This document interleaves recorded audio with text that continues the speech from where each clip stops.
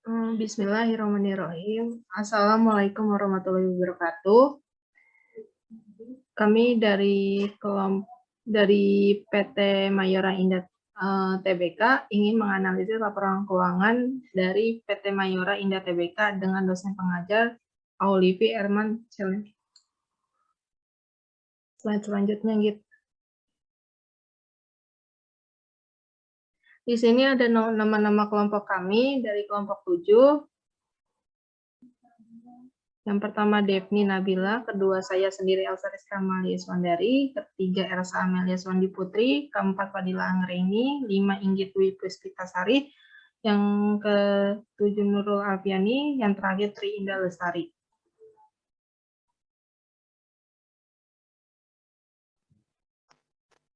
Yang pertama ada preliminary financial analysis. Yang pertama ada gambaran umum perusahaan. PT Mayora Indah Tbk atau Mayora Indah serta Mayora Group adalah salah satu kelompok bisnis produk konsumen di Indonesia yang didirikan pada tanggal 17 Februari 1977. Perusahaan ini terdaftar sebagai perusahaan publik, telah tercatat publik di Bursa Efek Indonesia dengan kode IDX MYOR sejak pada tanggal 4 Juli 1990 sebagai salah satu fast-moving consumer good companies. PT Mayora Indah Tbk telah membuktikan dirinya sebagai salah satu produsen makanan berkualitas tinggi dan telah mendapatkan banyak penghargaan.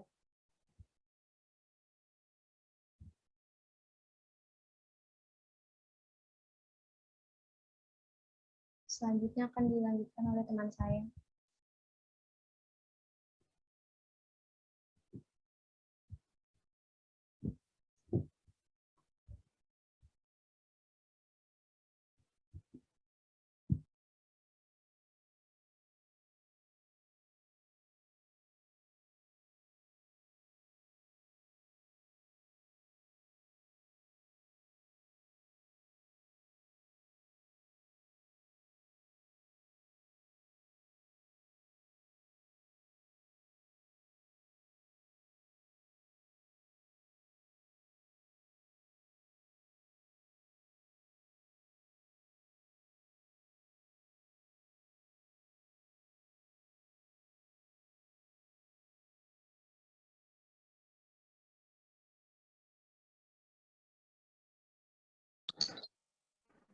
Selanjutnya ada proses bisnis dan siklus hidup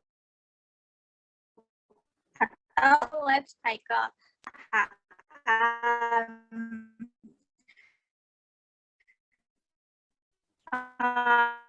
Perseroan dapat melaksanakan kegiatan yang menjalankan usaha di bidang industri produk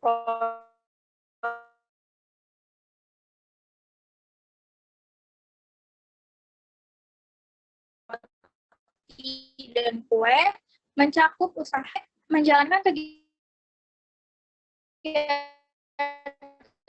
usaha di bidang industri makanan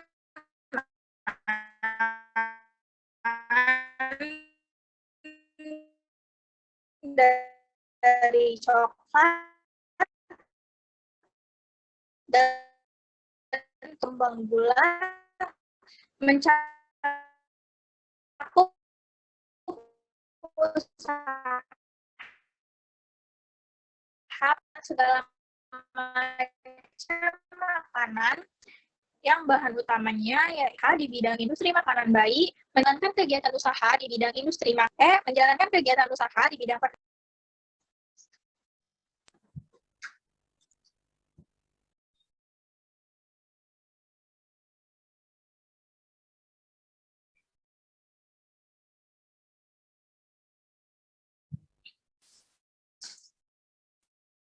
Next.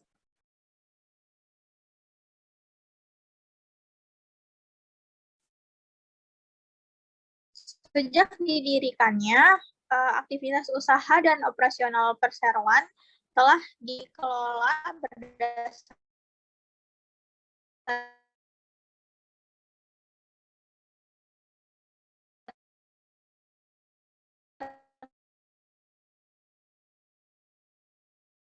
mengutamakan prinsip integritas, kejujuran, adil, dan kepatuhan pada semua hukum yang berlaku. Perusahaan atau perusahaan yang telah ditetapkan diantaranya yaitu 1. Memprioritaskan hasil produksi untuk kepuasan konsumen dan seluruh stakeholder dengan selalu memberikan kualitas produk perseroan, tidak boleh memberikan beban yang tidak wajar kepada konsumen dan stakeholder. Harus selalu mengutamakan cara yang efisien. 3. Yang terbaik bagi konsumen.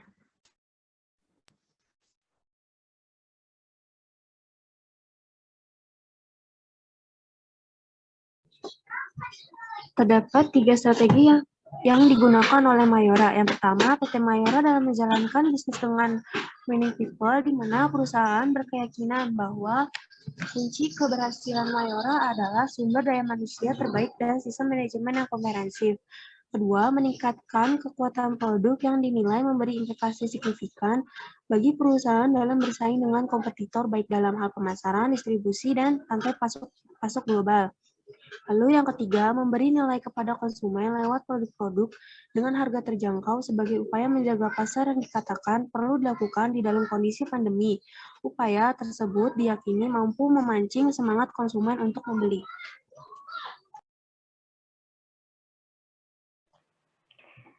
Market capitalization perusahaan makanan dan minuman.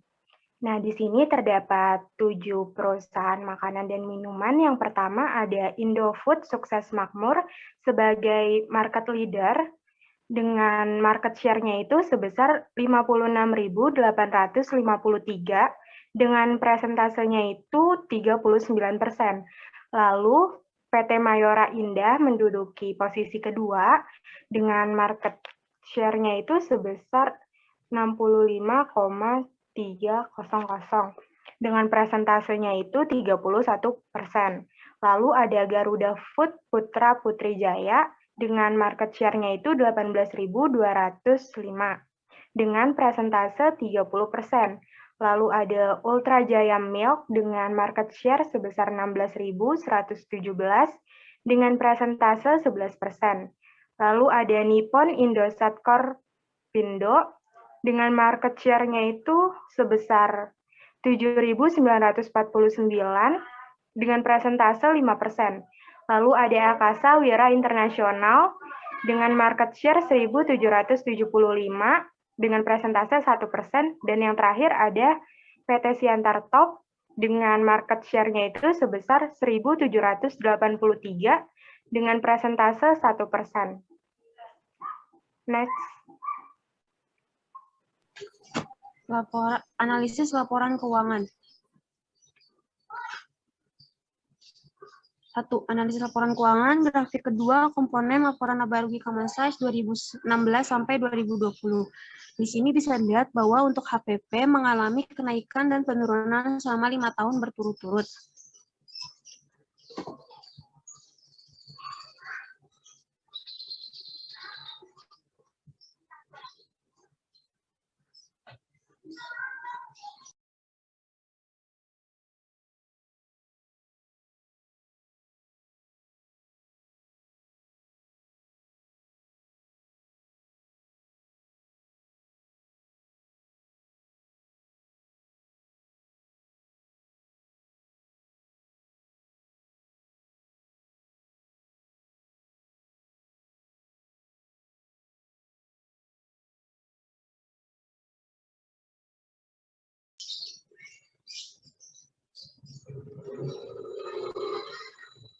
Penurunan ini diperkirakan berhubungan dengan strategi manajemen mayor MYOR yang lebih berfokus pada akuisisi perusahaan lain.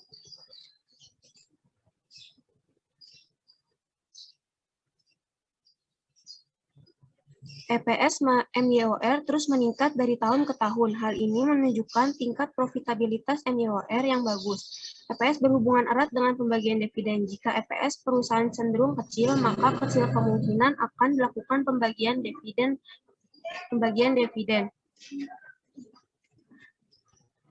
Next.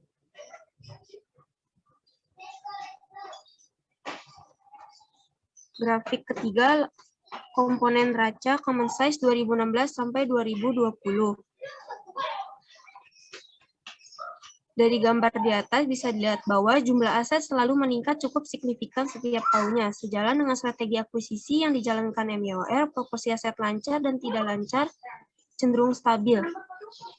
Sementara jika dilihat dari komposisi liabilitas dan ekuitasnya, ekuitas MYOR menurun dari tahun 2016 ke 2020. Sebaliknya, liabilitas jangka panjang semakin meningkat dari tahun ke tahun. Sekilas terlihat bahwa MYOR mulai merubah struktur modal atau mendanai perusahaannya dengan utang daripada modal.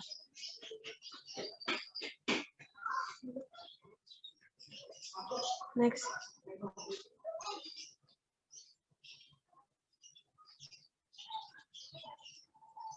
Lalu, ada grafik keempat yaitu komposisi aset tahun 2016 sampai 2020.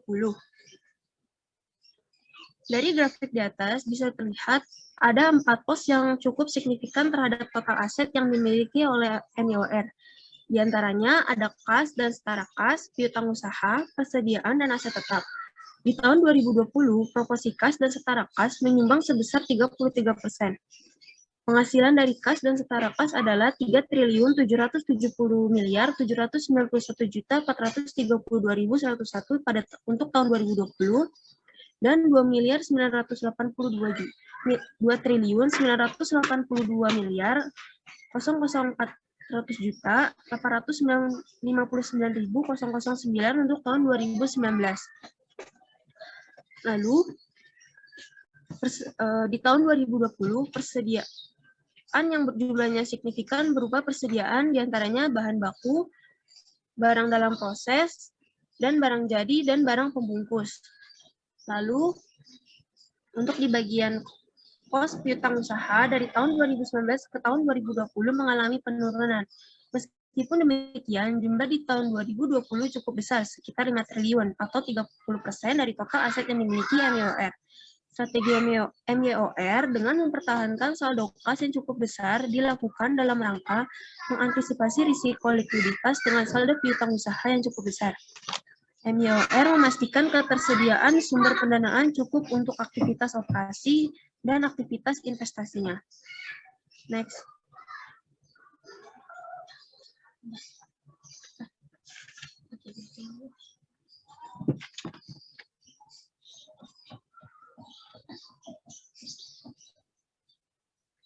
Lalu untuk yang diagram pertama ada komposisi aset tahun 2020.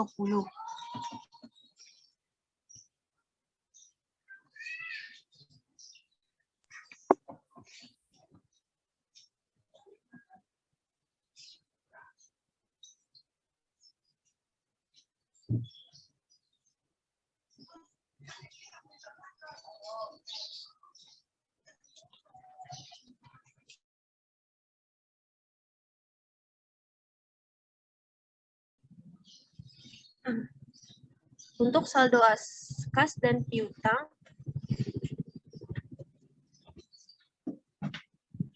kas dan setara kas terdapat 21%. Lalu untuk piutang usahanya terdapat 30%, untuk persediaannya 15%, uang muka operasionalnya 1%, dan investasinya 33%. Untuk properti investasinya 0 dan aset tetapnya 0. Next. Selanjutnya saya akan menganalisis laporan keuangan komparatif lanjutan. Di sini terlihat jelas komposisi persediaan di tahun 2020. Nah, bisa dilihat dari diagram ini, yang mempunyai keunggulan dalam komposisi persediaan, yaitu dalam bentuk bahan baku. Karena dia mempunyai lebih unggul dalam kayak apa ya? Bahan baku dalam bahan utamanya. Sedangkan kalau jumlah ini kan dia udah jadi barang udah jadi. Sedangkan untuk komposisi persediaan di tahun 2020 yang mengalami persentase yang paling kecil, yaitu terdapat di suku cadang sebesar 1%. Next. Yang selanjutnya analisis laporan keuangan komparatif lanjutan untuk komponen laporan arus kas, common size, 2016 sampai 2020. Bisa dilihat untuk tahun 2016 yang paling unggul atau kenaikan secara signifikan yaitu kas bersih yang digunakan untuk aktivitas investasi dan kas bersih yang diperoleh dari aktivitas operasi. Dan untuk 2017 lebih unggul, sedangkan untuk kas bersih untuk aktivitas investasi di tahun 2016 mengalami penurunan. Sedangkan untuk yang kas bersih diperoleh dari aktivitas operasi di tahun 2016 ke 17 itu mengalami kenaikan. Lalu di tahun 2018, kas bersih diperoleh dari aktivitas operasi itu mengalami penurunan dan kas bersih untuk aktivitas investasi itu mengalami kenaikan yang cukup tinggi.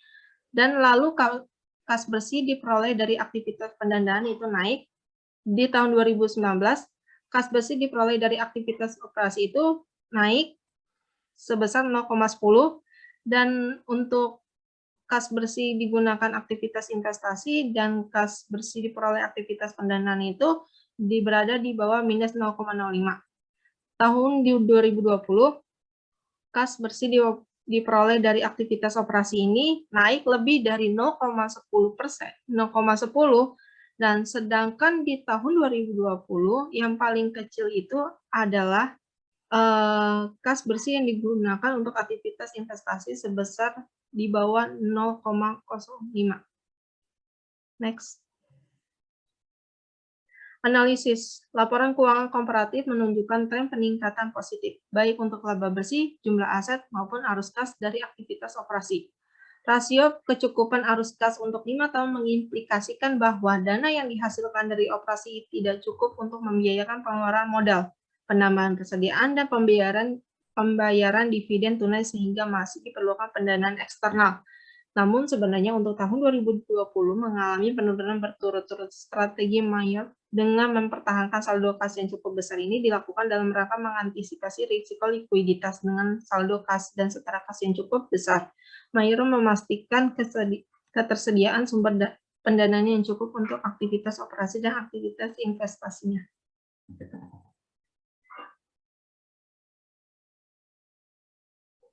Selanjutnya, di sini ada analisis likuiditas jangka pendek.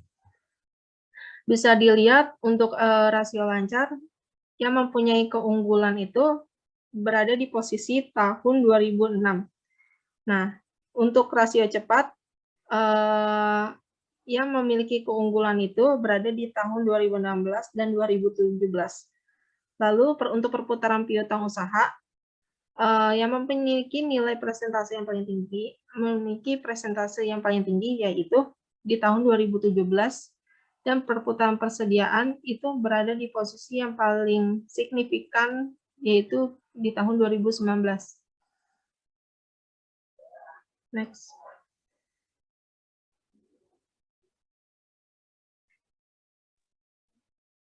Nah, di sini ada grafik 7, siklus dan periode likuiditas perusahaan 2016 sampai 2020.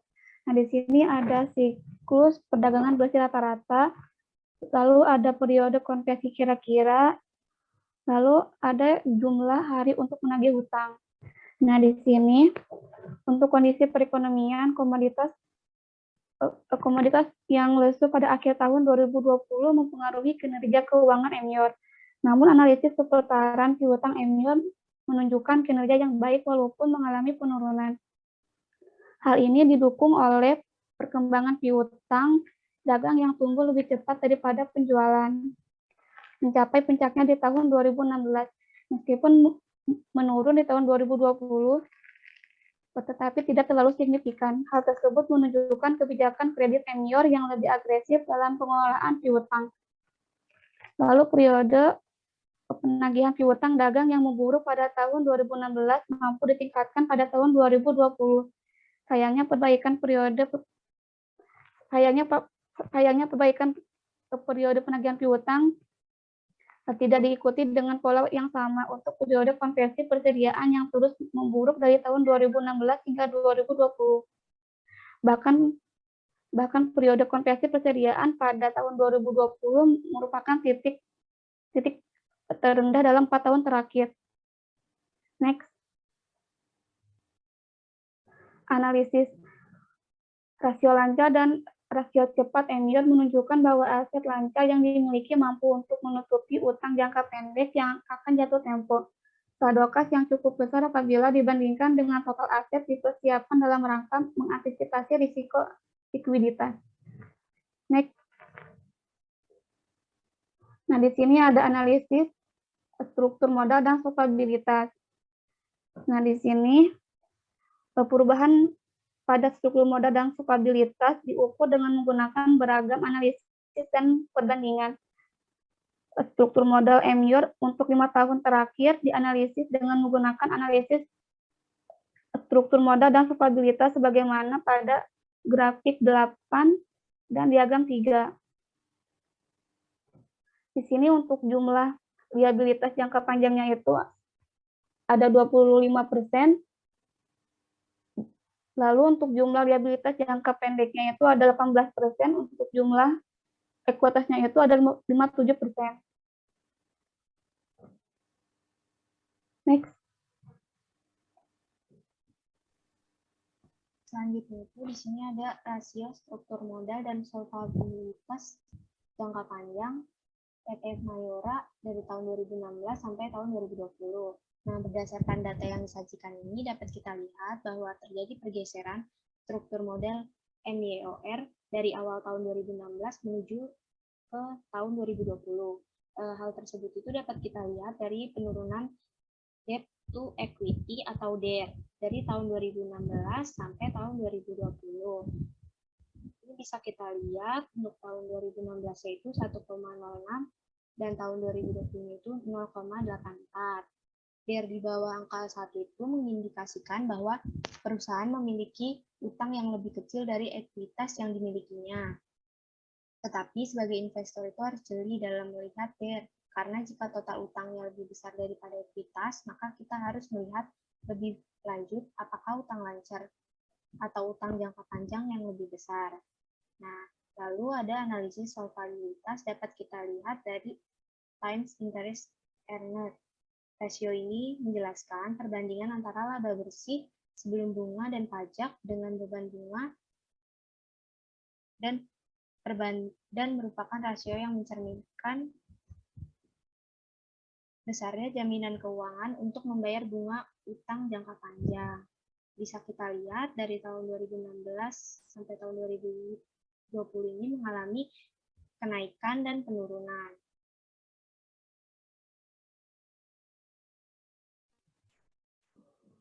Analisis di sini terjadi pergeseran struktur modal Emior dari awal tahun 2016 yang sebelumnya didominasi oleh ekuitas, ini didominasi oleh utang jangka panjang pada akhir tahun 2020. Dapat dilihat dari analisis struktur modal Emior memiliki DER yang cukup tinggi. DER yang tinggi ini disebabkan oleh dominannya utang, terutama utang jangka panjang. Di sini kondisi ini sedikit mengkhawatirkan karena dalam jangka panjang Emior masih harus menyediakan dana untuk membayar bunga pinjaman tersebut. Hal ini juga mengindikasikan adanya upaya Emior untuk memperoleh sumber dana secara cepat dalam rangka mengembangkan perusahaan. Selanjutnya, yang keempat ada analisis pengembalian atas modal yang diinvestasikan.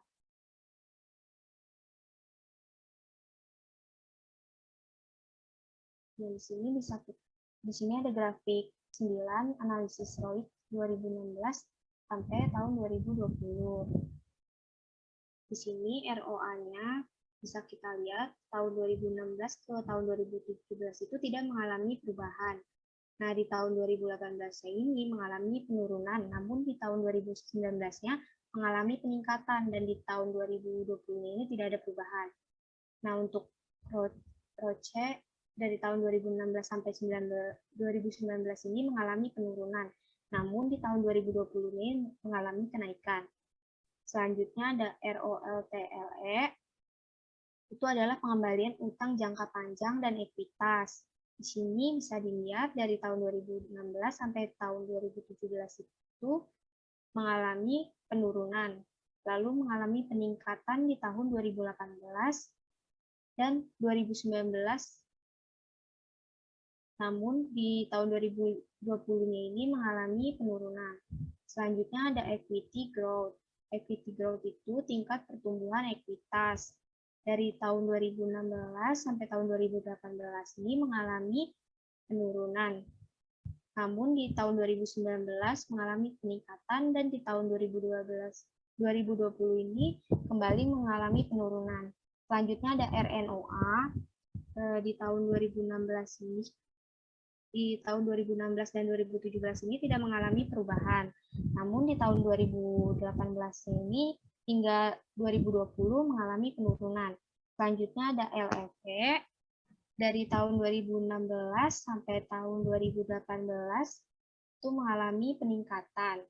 Namun di tahun 2019 dan 2020 itu mengalami penurunan. Selanjutnya ada spread.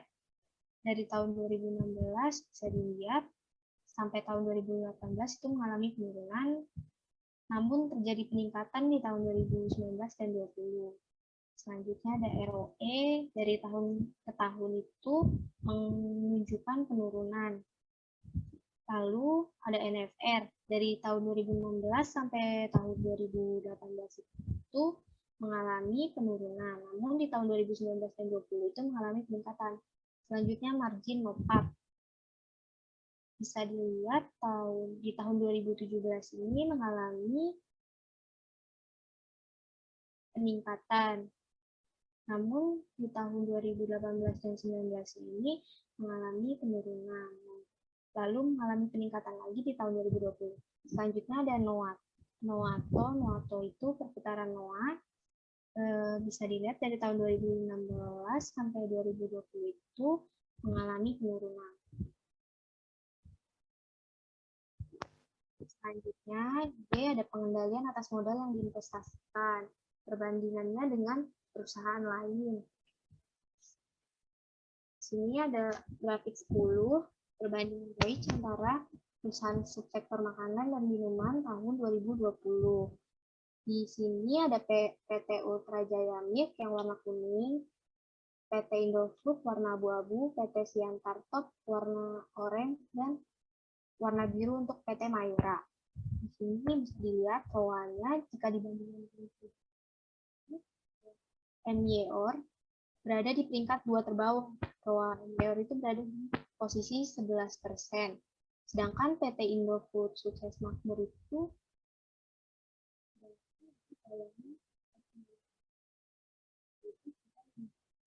yang perlu dijadikan perhatian itu bahwa kenaikan ROA yang tinggi kemungkinan disebabkan adanya penjualan atau penghapusan aset. ROA yang tinggi belum tentu mencerminkan laba bersih perusahaan yang tinggi. Analisis dari ROA ini juga menunjukkan hubungan margin laba dan perputaran aset.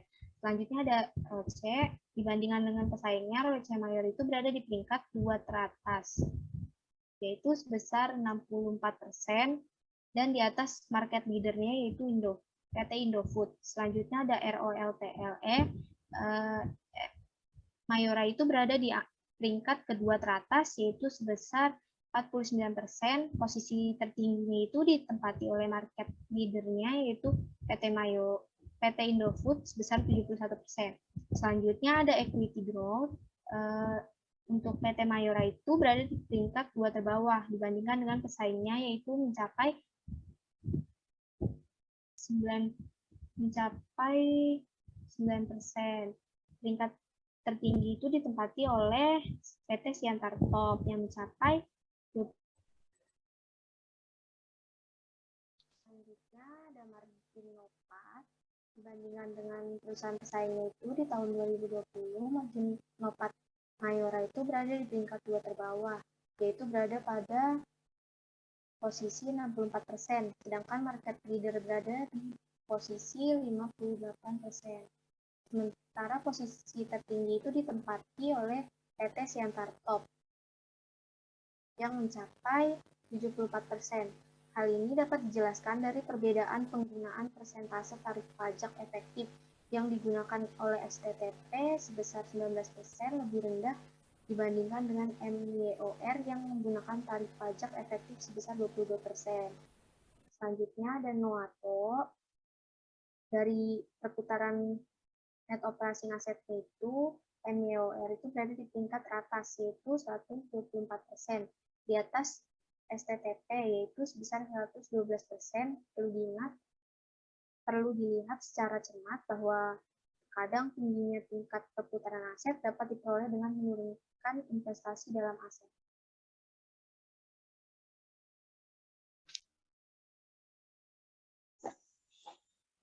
Nah, selanjutnya ada analisis pemanfaatan aset. Nah, di sini ada rasio pemanfaatan asetnya. Rasio penggunaan aset ini dihitung berdasarkan nilai pada akhir tahun. Rasio penggunaan aset tidak begitu mengalami fluktuasi. Perputaran kas dan setara kas mengalami kenaikan dari tahun 2016 hingga tahun 2018 dan rasionya turun pada tahun 2019 dan tahun 2020. Hal tersebut juga dialami oleh aset-aset lainnya kecuali perputaran piutang. Perputaran piutang turun dari tahun 2016 hingga 2019 dan mulai meningkat pada tahun 2020, kenaikan dan penurunan tahun 2016 sampai dengan 2020. Nah, ini ada grafiknya. Yang biru itu total aset turnover, yang oranye working capital turnover, yang abu fixed asset turnover, yang kuning asset turnover. Nah, pada tahun 2016, total aset turnover-nya itu 0,6, terus working capital turnover-nya itu 3,51, yang abunya itu fixed X turnover-nya itu 3,5, yang other asset turnover-nya itu 0,51, 0,52. Nah, sampai seterusnya. Next. Analisis perputaran kas dan setara kas mengalami kenaikan dari tahun 2016 hingga tahun 2018. Dan rasio ini turun pada tahun 2019 dan tahun 2020. Hal tersebut juga dialami oleh aset-aset lainnya, kecuali perputaran piutang. Perputaran piutang turun dari 2016 hingga tahun 2019 dan mulai meningkat pada tahun 2020. Pada tahun 2020, rasio perputaran kas dan setara kas menurun. Hal tersebut bahwa MI relatif tidak baik dalam perputaran kasnya.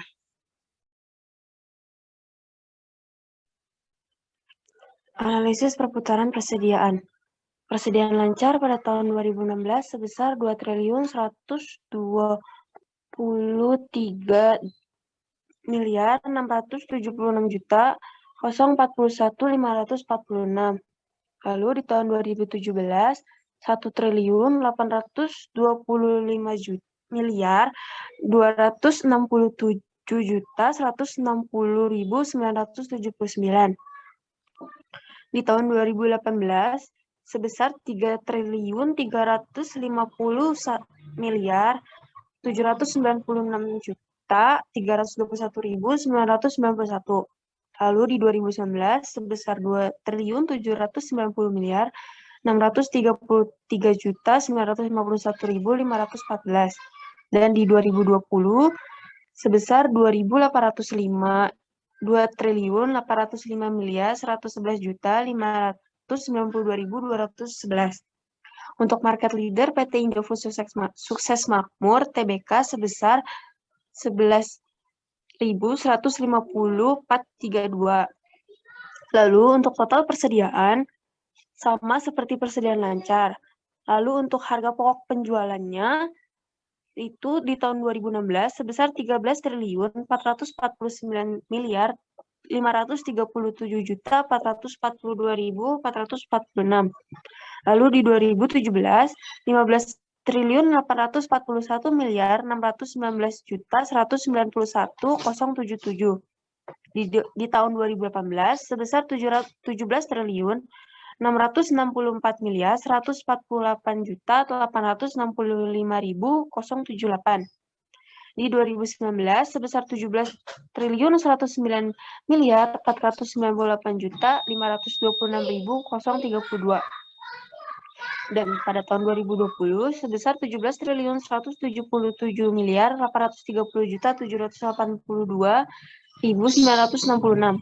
Lalu untuk market leader PT Indofood Sukses Makmur TBK adalah sebesar 54.979.425. Rata-rata persediaan di tahun 2016 sebesar 2.126.346.041.546. Di 2017 2.300.805.105.181.749. Dan di tahun 2018 sebesar 4.429.902.479. Di 2019 sebesar 4.432.132.112.510 dan untuk 2020 sebesar 4.428.567.968 dan untuk market leader PT Indofood Sukses Makmur TBK-nya sebesar 2.100.219.859.200. Untuk inventory turnover ratio-nya, untuk 2016-nya itu sebesar 6,33, 2017 5,49, 2018-nya 4,14, 2019 3,83, dan 2020-nya sebesar 4,09. Lalu untuk market leader PT Indofood Sukses Makmur TBK, yaitu sebesar 2,61. Next. Analisis perputaran persediaan. Grafik komposisi persediaan 2016 sampai 2020. Untuk persediaan MYOR memiliki dua jenis persediaan yang terdiri dari persediaan lancar dan persediaan tidak lancar. Lalu untuk tahun 2020, persediaan barang jadi MYOR mengalami peningkatan dari tahun sebelumnya. Memang tren nilai persediaan MYOR untuk barang dalam proses mengalami penurunan pada tahun 2020. Rasio perputaran persediaan mengukur hubungan antara volume barang jadi dengan jumlah persediaan yang dimiliki selama periode berjalan. Rasio perputaran persediaan dari tahun ke tahun terus menurun. Rasio perputaran persediaan di tahun 2019 mengalami penurunan. Hal ini memberikan arti bahwa MYOR kurang efisien dalam mengelola persediaannya. Namun, dibandingkan dengan market leader, MYOR berada pada tingkatan yang kurang baik. Rasio perputaran persediaan MYOR di tahun 2020 sebesar 4,09, sedangkan rasio perputaran market leader sebesar 2,61. Nilai rasio tahun 2019 dan 2020 yang dihasilkan dari perhitungan memang tidak perlu menunjukkan angka mutlak bahwa berada pada rasio dengan kategori kurang baik dari tahun sebelumnya. MYOR untuk tahun 2019 dan 2020 mengalami penurunan dikarenakan total nilai persediaan rata-rata tinggi dibandingkan dengan harga pokok penjualan dan persediaan yang terjual. Next. Analisis. Persediaan MYOR terdiri atas bahan baku, bahan dalam proses, barang jadi, bahan pembungkus, dan bahan pembantu dan suku cadang. Jumlah persediaan MYOR lebih rendah dibandingkan beban pokok penjualan yang menyebabkan rasio perputaran persediaan menjadi lebih rendah. Rasio perputaran persediaan yang rendah menandakan bahwa tingkat perputaran persediaan yang buruk, namun karena total nilai persediaan rata-rata MYOR tinggi dibandingkan dengan harga pokok penjualan atas persediaan yang terjual.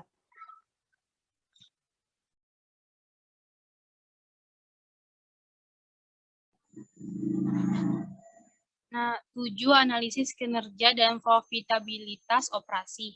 Next.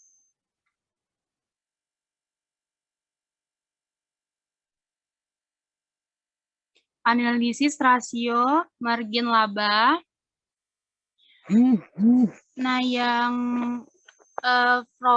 gross profit margin pada tahun 2016 itu 27%, tahun 2016 27%, tahun 2017 itu 24%, tahun 2018 27%, tahun 2019 32%, dan tahun 2020 itu 30%. Market Lender Indofood Sukses Makmur TBK 2020 itu 32,7%. Dan operating net profit itu tahun 2016 13%, tahun 2017 12%, tahun 2018 11%, tahun 2019 13%, dan tahun 2020 12%. Market Lender Indofood Sukses Makmur TBK 2020-nya itu 20,2%. Sedangkan net profit marginnya itu pada tahun 2016 8%, tahun 2017 itu 8%, tahun 2017 8%, tahun 2018 7%, tahun 2019 itu 8%, dan tahun 2020 9%. Market Lender Indofood Sukses Makmur TBK 2020-nya itu 7,9%. Nah, lanjut di sini ada belum gitu. Masih di slide 32. Di sini yang biru itu gross profit margin, yang oranye operating net profit, yang abu net profit margin. Nah, analisis kinerja profit ini dihitung berdasarkan presentasi gross profit EBIT dan net income terhadap penjualan, mengalami kenaikan yang cukup stabil dari tahun 2016 hingga tahun 2020. Nah, jika dilihat dari gross profit margin ini, tahun ke tahun lebih efisien dalam memanfaatkan faktor-faktor produksinya. Next.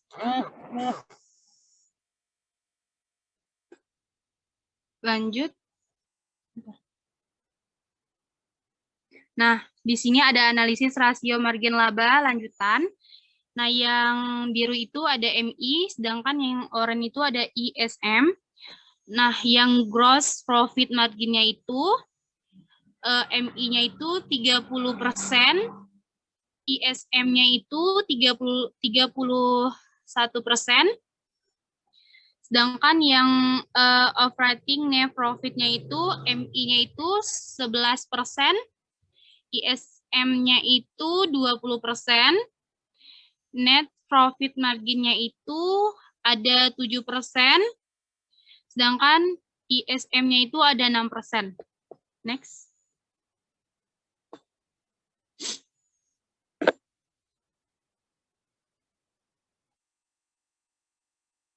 Nah, ada analisis penyusutan. Accumulated depreciation as a profit of fixed asset tahun 2016 itu ada 54%, tahun 2017 ada 43%, tahun 2018 ada 61%, tahun 2019 ada 58%, tahun 2020 ada 58,0%. Market Lender Indofood Sukses Makmur TBK itu ada 54,7%.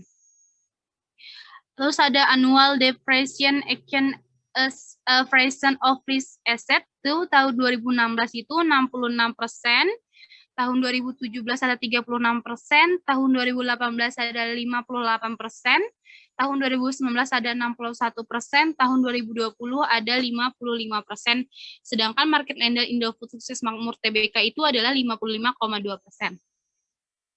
Setelah itu ada annual depreciation as a average of sales. Tahun 2016 itu 78%, tahun 2017 itu ada 83%, tahun 2018 itu 81%, tahun 2019 80%, sedangkan tahun 2020 78%. Market Lender Indofood Sukses Makmur TBK itu 80,0%. Nah, lanjut di sini yang garis biru itu accumulated depreciation as a fraction of fixed asset, sedangkan yang oranye itu annual depreciation as a fraction of asset, yang abu itu annual depreciation as a fraction of sales. Next.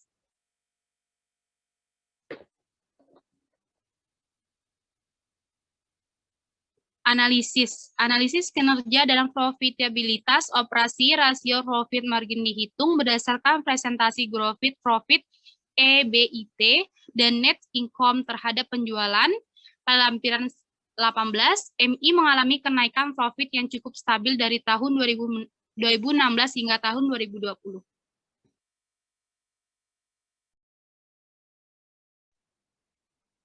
Baik, selanjutnya saya akan melanjutkan mengenai analisis pergerakan saham. Ini adalah analisis pergerakan saham untuk PT Mayora Indah pada tahun 2020. Pergerakan saham ini dikatakan cukup baik karena mengalami kenaikan walau ada beberapa penurunan dari bulan Januari sampai bulan Desember, yaitu penurunannya terdapat di bulan Februari sebesar 1.800, lalu di bulan Maret sebesar 1.855 dan kembali naik di bulan April sampai dengan bulan September. Lalu dari bulan September ke bulan Oktober mengalami penurunan sebesar 2.340, lalu di bulan November kembali naik, yaitu sebesar 2.380 dan kembali naik di bulan Desember juga, yaitu 2.710. Next.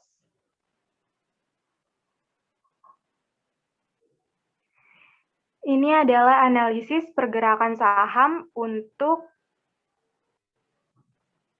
beberapa perusahaan.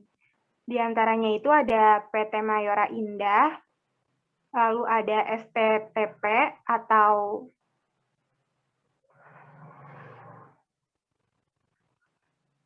lalu ada PT Indofood Sukses Makmur atau INDF, lalu ada ULTJ atau Ultra Jaya Milk.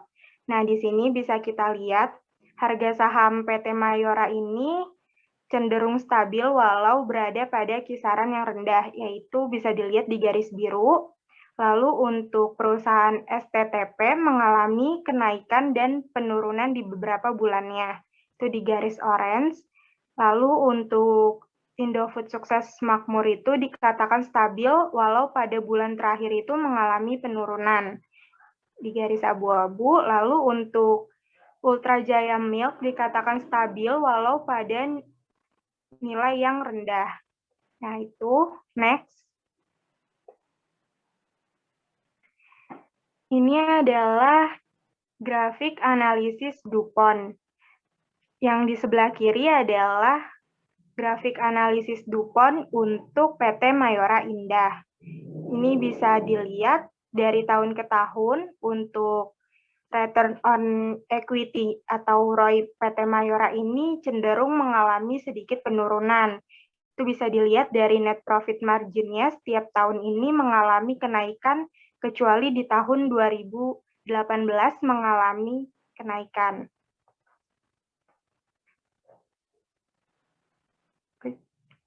Lalu untuk aset turnover-nya ini mengalami penurunan, dan untuk financial leverage-nya ini mengalami penurunan. Selanjutnya ada di sebelah kanan, yaitu untuk perbandingan di industri untuk analisis DuPont. Ini bisa dilihat apabila dibandingkan dengan perusahaan lain dalam industri sejenis untuk tahun 2020, Mayora dikatakan cukup baik, bahkan hampir sama dengan ANDF sebagai market leader-nya. Namun, ROE Mayora ini terlepas dari financial leverage yang lebih besar, sementara net profit margin Mayora ini masih berada di bawah perusahaan lain. Hal ini dipengaruhi oleh strategi promosi PT Mayora. Dan untuk aset turnover Mayora ini dikatakan cukup baik di antara keempat perusahaan yang dibandingkan, karena bagaimanapun Mayora mampu memanfaatkan utangnya dalam perolehan dan menggunakan aset untuk menghasilkan keuntungan. Next.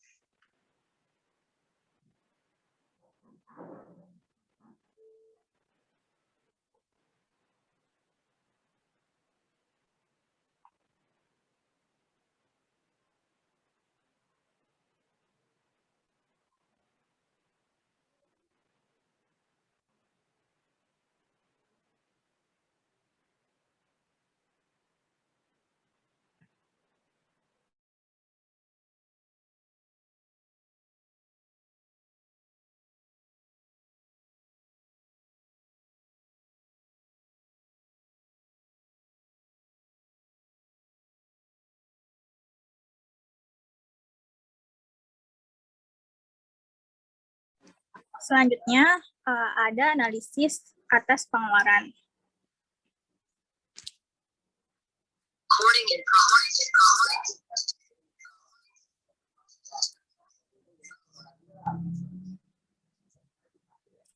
Pada tahun 2016, jadi di sini ada perbandingan dari tahun ke tahun. Di sini ada tahun 2016, 2017, 2018, 2019, dan tahun 2010.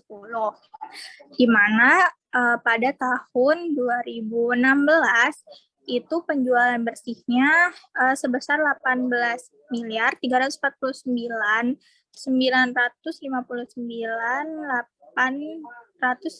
898 rupiah, dan itu lebih kecil dibanding dengan tahun-tahun yang akan datang. Contohnya pada di tahun 2020 itu ada peningkatan. Terus untuk beban pokok penjualan itu juga adanya peningkatan pada tahun 2017, 18, 2019, dan 2020 dibanding dengan 2016. Pada tahun 2016 sendiri, beban penjualannya di sini ada 2 triliun 78 miliar 13 juta 791.657.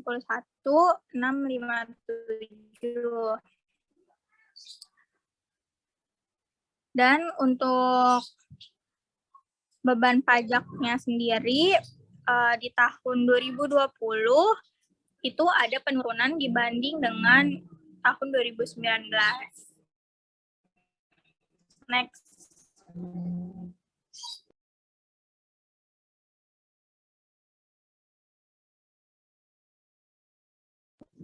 Nah, kalau tadi itu perbandingan antara tahun, ini ada perbandingan antar perusahaan pada tahun 2020. Di sini PT Mayora akan dibandingkan dengan PT Siantar Top, PT Kino Indonesia, PT Indofood Sukses Makmur. Nah, di sini untuk penjualan bersihnya sendiri, PT Mayora Indah itu lebih besar ya dibanding dengan PT-PT yang lainnya seperti PT Siantar Top dan PT Kino.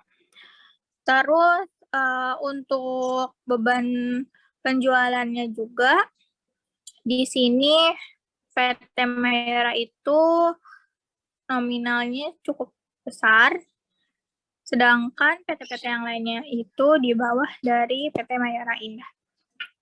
Next.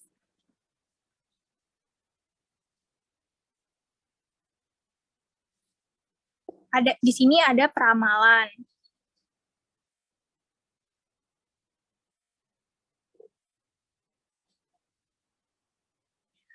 Nah, yang pertama itu adanya ramalan laporan laba rugi komprehensif konsolidasian.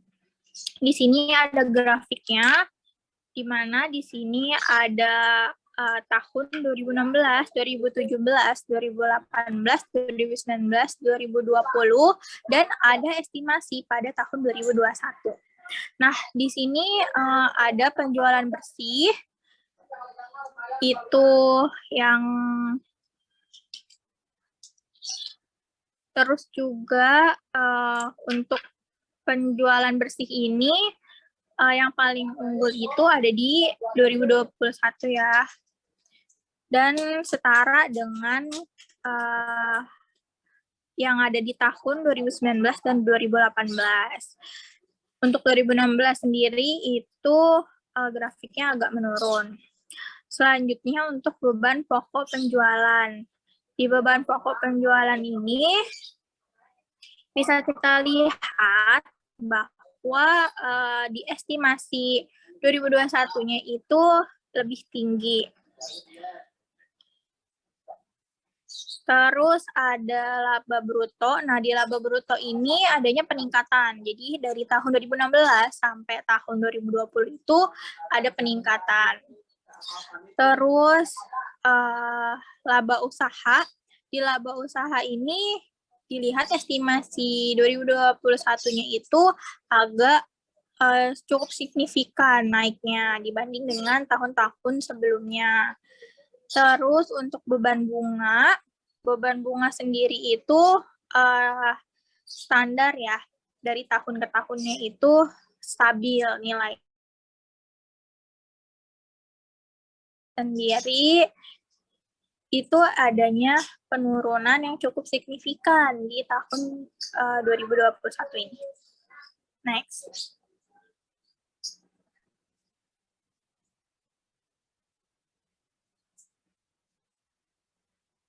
Selanjutnya ini ramalan laporan posisi keuangan. Di sini ada grafik perbandingan komponen aset tahun 2016 sampai dan proyeksi tahun 2021.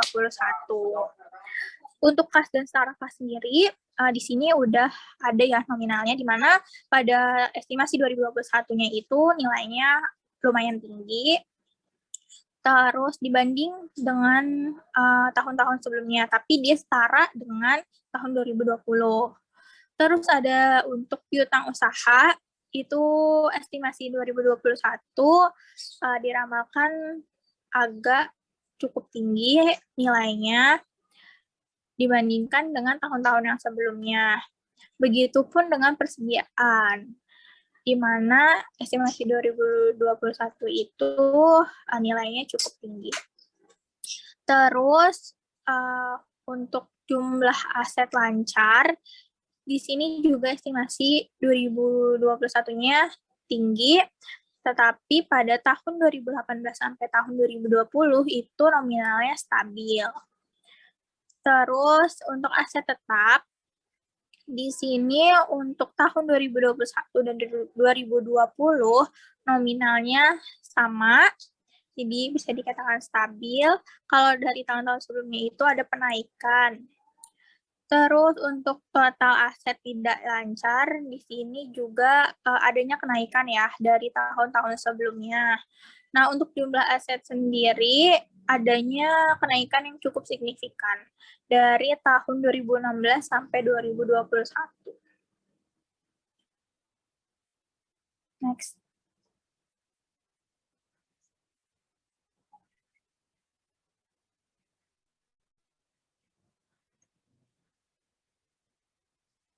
Nah, ini analisisnya. Jadi pada ramalan laporan laba rugi itu tidak adanya pertumbuhan pada perusahaan pada tahun 2021 karena adanya penurunan pada tahun 2021 jika dibandingkan pada tahun 2020. Terus pada analisis laporan posisi keuangan dapat disimpulkan bahwa pada tahun 2021 akan adanya kenaikan yang cukup signifikan pada aset. Nah, tadi bisa kita lihat sendiri ya, grafiknya itu agak meningkat dibanding dengan tahun-tahun sebelumnya. Dan untuk nilai piutang akan ada kenaikan pula di tahun 2021 jika dibandingkan dengan tahun 2020.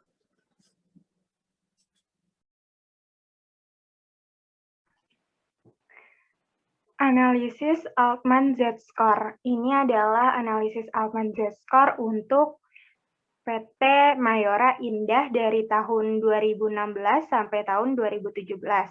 Di warna biru itu ada liquidity atau T1, di warna orange ada age of firm and cumulative ability atau T2, lalu di warna abu-abu ada profitability atau T3, di warna kuning ada financial structure, di warna biru ada capital turnover rate. Lalu untuk dari tahun ke tahun, untuk liquidity-nya ini dikatakan cukup stabil dari tahun 2016 sampai 2018, tapi mengalami penurunan di tahun 2019. Lalu kembali naik di tahun 2020. Lalu untuk T2-nya itu meningkat. Lalu untuk profitability-nya di warna abu-abu itu mengalami penurunan di tahun 2020. Untuk finansial strukturnya ini mengalami kenaikan dari tahun 2016 ke tahun 2017, tapi mengalami penurunan di tahun 2018 dan kembali naik di tahun 2019 dan 2020. Lalu untuk capital turnover rate-nya itu mengalami peningkatan, tapi di tahun 2018 mengalami penurunan, lalu kembali meningkat di tahun 2019 dan 2020. Next. Sekian dari kelompok kami, kurang lebihnya mohon maaf. Wassalamualaikum warahmatullahi wabarakatuh.